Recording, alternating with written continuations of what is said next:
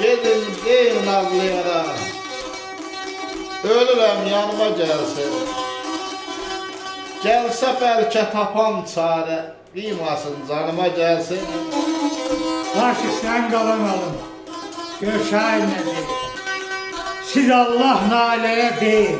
Ölürüm yanıma gelsin. Kaşık saçlarını yana törsün. Daraya gelsin.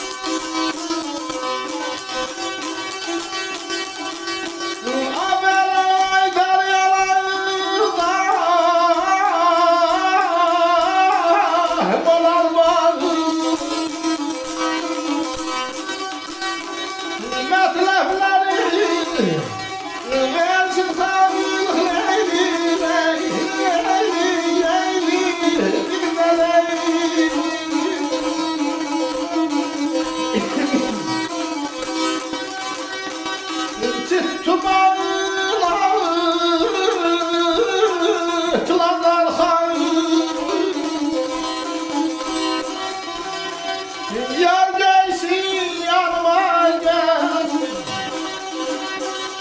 Yar gelsin yanıma gelsin. Lama lama, lama lama.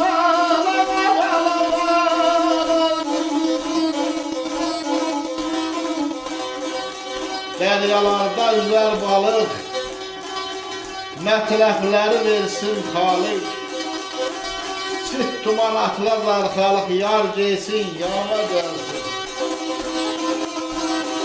Ne olar beni kınamasın. Aşk eşkim ana kandırmasın. Gençlik kimi yandırmasın. Keremem paraya gelsin.